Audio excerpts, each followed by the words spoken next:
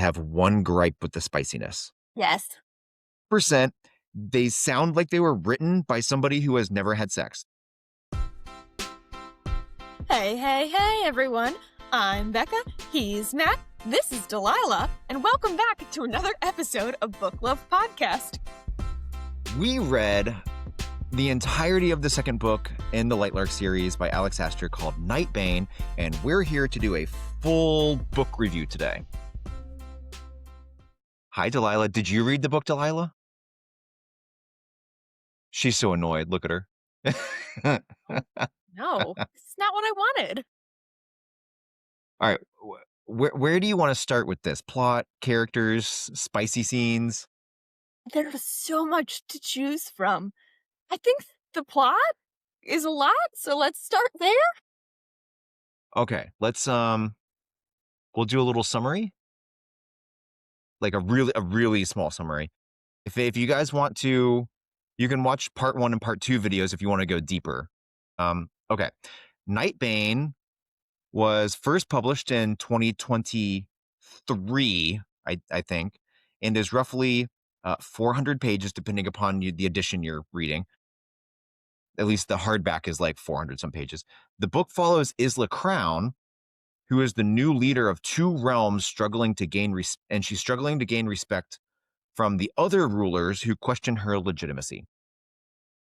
Haunted by visions of destruction and recovering fragmented memories, she must learn quickly to control her new, volatile powers as war looms with the Amatic Grimm and his Nightshade army. The novel delves deeper into her complex love triangle with King Oro and Grimm, whose past with Isla is revealed to be far more intimate and complicated than she remembers. Ultimately, Isla learns that Grimm's war is an attempt to save her life from the unstable magic that revived her, forcing her to make an impossible choice between 2 men and the fate of Lightlark itself. Well, what did you rate this mother? As per usual, I have not actually filled out any of my rating information. But I think for me, this book is a solid 4. Solid 4. Okay. This is going to be a really fun review between the two of us. I rated this sucker at a 2.5. Oh, you went down from the first book. Okay, so you didn't write a review. Do you want to? Bye, Delilah. Bye, Delilah. It's okay, Delilah. Oh, Delilah. I know. Okay, so you didn't write a review. Do you want to go through some of the questions that a review would be, or do you just want to like, what? Okay, would you recommend it to others? I would recommend it to others. And actually, I was recently recommending it to someone. Interestingly enough, someone that probably doesn't like spicy books at all. And I was like, after I read this book, I was like, you might want to stick with just the first book. It's like 1 chili pepper at best. Yeah, 1.5, maybe. Like, maybe if you're super innocent or closeted, we could put it at 2, but I Yeah. think that's being super generous. Yes. Listen, I know I gave it a 2.5. I have reasons, right? This book annoys me so hard. I will recommend it to everybody because this is a damn good story. The world that she has built is pretty spectacular, especially considering of the version I was reading, there's not that many pages to build what she built. It's just the way it's written is what got me.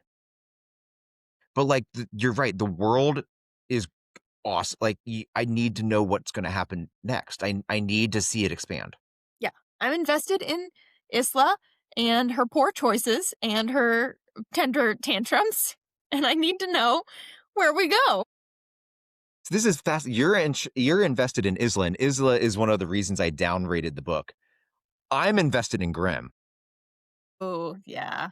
That dude has like a very big picture plan. Yes. And now he's trying to fit love into that big picture. That's true. That's true. But he's morally gray. So I want to see, I want to see what he's gonna do. Yeah. Is he actually the good guy that he's being purported to be? I We don't gotta know. keep reading to find out. Yeah. So, okay. Let's give a like full book review. We don't have to go into details or anything, but like the plot and general story. What do you think? Mm, I really enjoyed it, but I think it was a little fast paced, and I think there's a lot of nuances in it, and I really needed to like a Cliff Notes version of it, and or more time to digest it. Do you feel that way with the characters as well? I mean, is that just like the characters are sort of part of the plot and Oh, story? the So, characters I feel like are I don't know that less developed is really what I want to say, but are less overwhelming to me. So I feel like mm, I get the characters pretty well. The plot, I'm like, oh, was that important? Do I need to know that? Is that going to come back?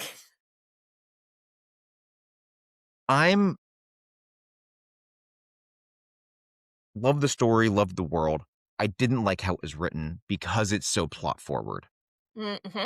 It felt like somebody was making a TikTok video and it was just jump cut after jump cut with no connective tissue between them. And then but at the same time, right, I feel like this is supposed to feel like an extremely emotional, character driven, relationship driven plot. Hmm.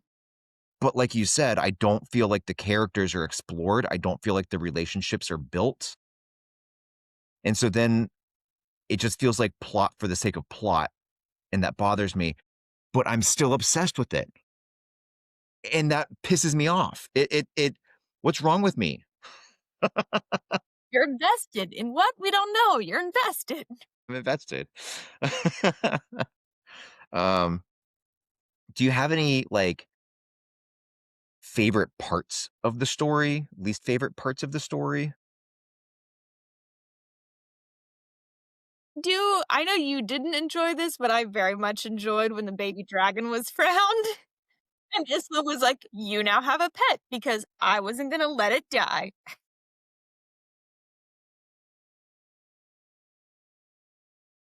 Really hope it goes somewhere because if it's like the sword and it's this big deal and then nothing comes from it, I'm just gonna be like, really? We had to like throw in the whole they got a pet together as a way to try to explain relationship growth.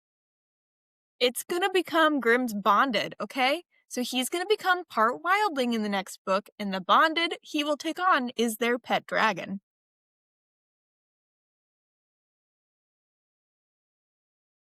That explains everything. That No seems notes. acceptable. And if that is not how book three works, Alex Aster, I'm going to talk to you for a second. You now have essentially what, 1, maybe 2 weeks to rewrite book three to put that in there so that we can read it.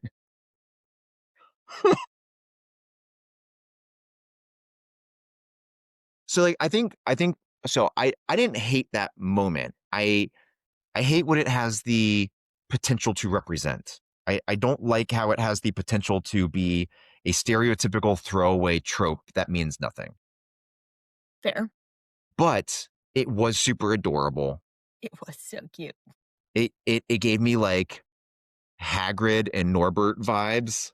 It's like, So cliche. oh, he knows his mummy. Yes. um, okay, well, did you have a least favorite part of the story? I think probably just like half of the present day where we're just like, okay, so we're waiting on war to come and we are collecting tools for it, but it just feels like we're lost aimlessly collecting things we think might be helpful. Like, no one seems to be helping Isla figure out any riddles or clues or anything other than the ore that they mined. But otherwise, the rest of them are doing nothing to prepare for Grim. And that's annoying because it's not like Isla went to the Oracle by herself in the beginning and got told you need to delve into your memories. Like, there were other people there. I don't even think it was just Oro. So it's like, to your point, wouldn't they be a little invested? Like, hey, sweetheart, can you remember a little faster? The war kind of depends on it. Yeah. Yeah. Or like they didn't go to the Oracle to seek help for their own visions and their own futures of how they can impact this. And our friend, is it Inya, who knows how she's gonna die? Very cryptically will not tell you how she's gonna die. But are we gonna get to see her death in the next book? Or ever. Yeah. And I swear, okay, I don't know why, but I see it as a huge plot twist in some future book that Isla unalives Inya. Oh. And that will annoy the crap out of me, given that Inya seems to really like Isla. But if Inya knows when and how she dies, why does she really like Isla if Isla's going? I don't need the lack of continuity in the plot twists. Yeah. I don't know. But I'm with you. Like, oh, somebody wants love. After she was licking herself, no thanks. I think another part of the present day plot that I just didn't like. I didn't see the purpose in Mhm. was the whole rebels thing. They made exactly 2 appearances in the book, 1 in the first half, 1 in the second half, and nothing comes of it. I think because it could have been more is why I'm disappointed in it, Mhm, because they could have done a lot of work to sway her, they could have helped her figure out her memories mhm, faster. mhm. Like, clearly Agreed. they wanted her for a purpose, but they didn't put any work into making her part of that purpose. As we're talking, I think I know why I'm disappointed with the book, but still obsessed with it. I think it was actually 2, maybe 2.5 books worth of plot and world building Mhm. shoved very poorly written, meaning it's way too concise and jammed together into a single book. I think that's my holdup. It's not that the story is bad. It's not that the world is bad. It's just like so much right here.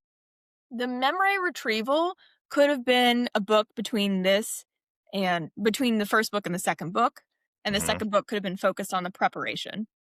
Yeah. I Yeah. get why they were intermingled, but it was like 30 days, so you could also still separate them. Could have been cool, like if Isla fell into a coma or something Mm, and just like went through this big long journey of remembering. And then like you get to the end of that story and it's like, and Isla woke up and everything was changed. yeah, And then like fade to black, book over, and you're like, oh, what the I gotta get book 3. And then you wouldn't have the temporal ping pong with one of those plot lines being like, who cares?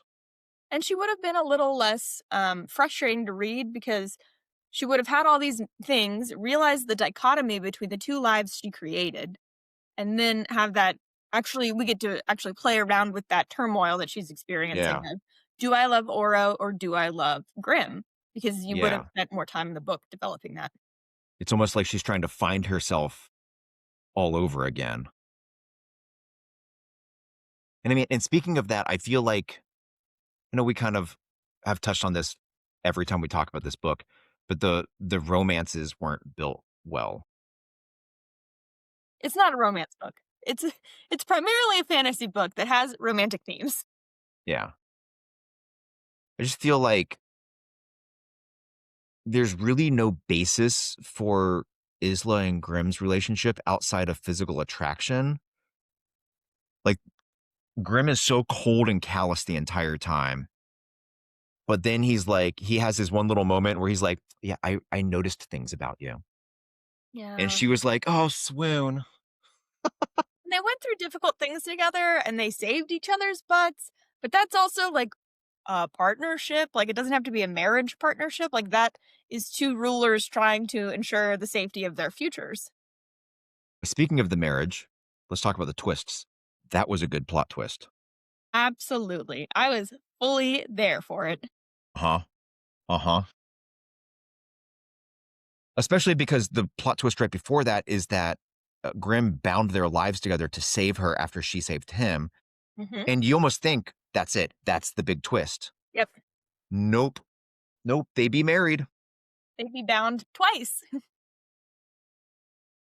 Oh my gosh. And then you have the plot twist of like the other world and the sword and the curses and the new curses and Isla's flare and like And, and, and and. I will give it to Alex Aster. It wasn't like the last 10% of the book was nothing but plot twists. But I do feel like the entire second half of the book was nothing but plot twists. Hmm. Which I think So, we were set up to do that with the flashbacks. Like that was the intent of it. It was a very flashy way to do it, I guess. But yeah, all right. So I gave it a 2.5. You gave it a 4. We would both recommend other people to read it. yes. We are both in agreement that it's a 1, maybe 1.5 chili pepper on the spiciness scale.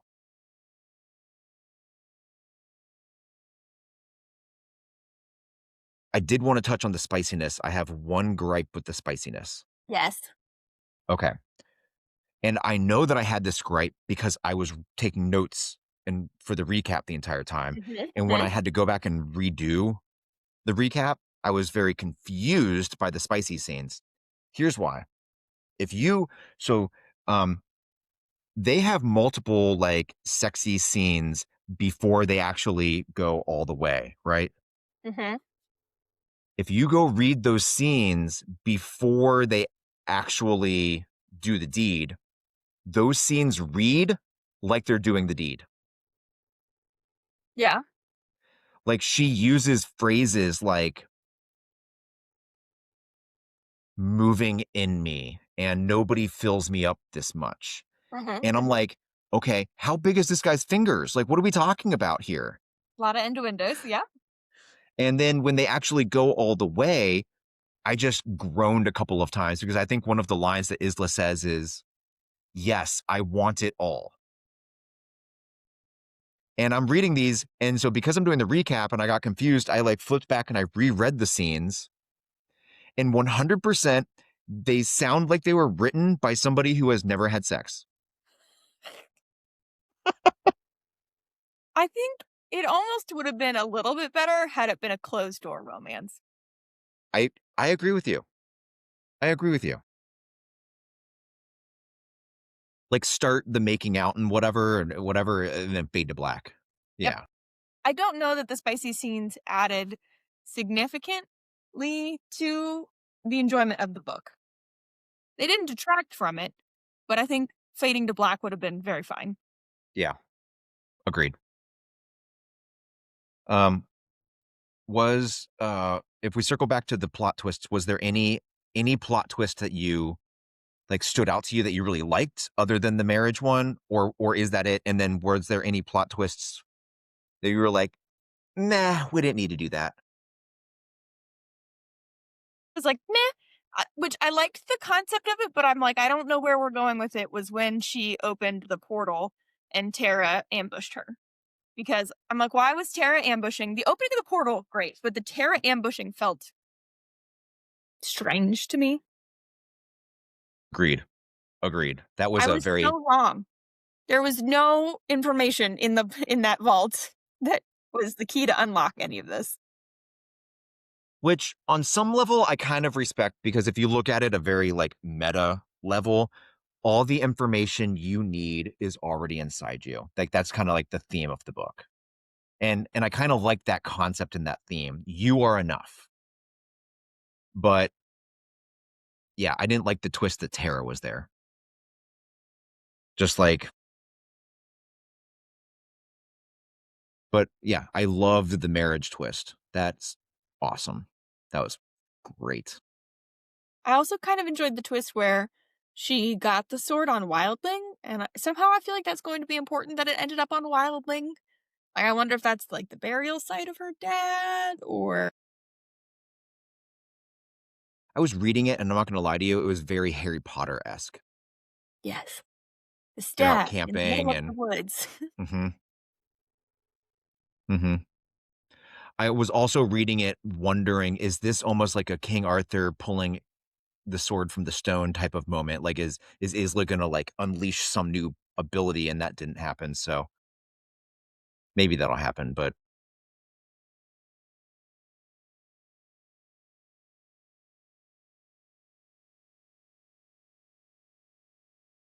overall good story. What do you think is gonna happen next in book 3?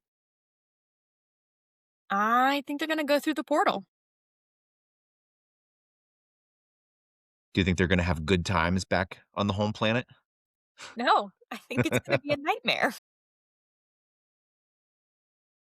What do you think happens with the love triangle? I don't think Oro goes through the portal with them, so I think the love triangle dies at that point.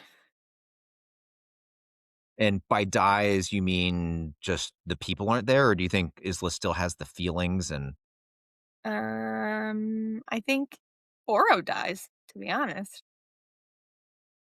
oh, interesting. Well, what happens oh, I guess if we're back on the Correct? home planet, we don't care what happens to Lightlark at that point. Right, like, I think it just self-implodes, the Drex get them all. Those that make it through the portal are saved, the rest of the world is crumbled.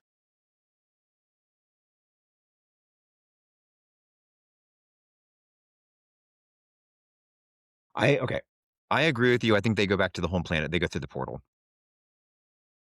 I don't think Oro dies. I think that's Alex Aster's main conflict or source of conflict. Fair, And I don't think she gets rid of that main source of conflict. I because think that's Isla I think yeah, that's show business. I think I think Oro and Isla and Grimm, I think Isla really struggles with her feelings for Grimm, Mhm, but I think there's gonna be plenty of spicy time. yeah, I think Alex Aster is gonna elevate the spicy page count. for sure. Classic romantasy. Book 3 is where you start to get it. But then that leads me to wonder what is the main conflict of book 3? Solving this bond between the 2 of them and seeing if it can be made more permanent so that Isla doesn't die. Ooh, oh, I almost forgot about the whole Isla's only temporarily alive on Lightlark thing. Yes, okay, that's clearly they're gonna have to solve that. But Or what they if don't, he dies. what if that's solved, like, the minute they get back to or maybe it never gets solved, and it was just a promise they all believed, but isn't actually ever gonna be real.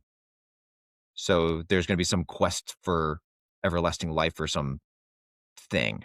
Yep. Hmm, I think Cleo's story becomes more important in the next book, and her desire to see her is it son? Daughter? mhm. Oh. What do you think happens with Tara and Poppy? I kind of am hoping we get a little reunion. Like a happy reunion or a stabby stab reunion? Like a happy reunion. Okay. Tara's like, "We did all of this for you! We ignored you leaving our planet for Grimm because we thought it was for the better! We didn't know how to parent you! We didn't kill your mom and dad! They actually did kill each other!" That'll be interesting to unravel. Hmm, hmm. I like it. I like those ideas. I don't have too much to add to them. Good story. Um, you wanna just, like, text about when to start the next one? Yeah, I think that's I think fair. yeah, so, um, okay. Like, that is our review of Nightbane by Alex Aster, and I think we should go ahead and put a bookmark in it for now. All right. Well, what did you all think about Nightbane? Leave us a comment or send us an email and let us know. Our contact information is in the description below. And we'll be back soon with another buddy read. It might be book 3, it might be something different. Maybe there's some one-off book reviews. I don't know. We're gonna figure it out. Until next time. See ya.